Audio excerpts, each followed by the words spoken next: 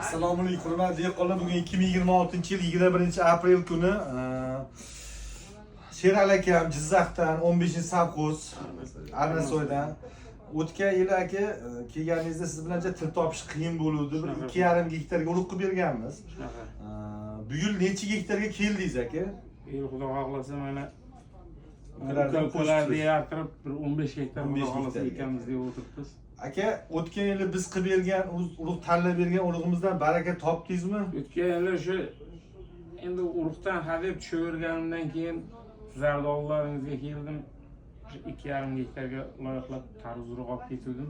Endi urug' boshqa urug'lardan ham olib ekdim. Har yili xudoga shukr 5-6 gektar tarvuz ekaman. Lekin o'tgan yili haqiqatan masalan 15 yillik 17 yillik tajribamga kelib asoslanib nima qiladigan bo'lsam, shu sizlar aytgan o'zlaringiz bergan tavsiya qilgan urug'dan haqiqatan foyda baraka topdim. Mana shu desert degan urug' haqiqatan yorvarishni urug'i. Xudo xolasa bu yilga aka yana yangilik qo'shdik.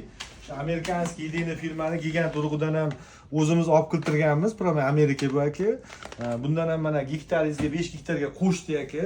Xudo xolasa 2027 da ham sizni bu yerda kutamiz. Xudo xolasa. Ozuqalarni ham o'zimiz qilib beramiz aka. Natijalari zo'r aka, xudo xolasa. Keyingi yil nima deymiz aka? Yana qo'ni-qo'shnilarni qo'shib bir 50 gektarga kelaverasiz. Xudo xolasa. Alloh barakasini bersin aka, yaxshi kunni ko'rishinglar. Allohning barakasini tilayman. Charchamang aka. Rahmat aka.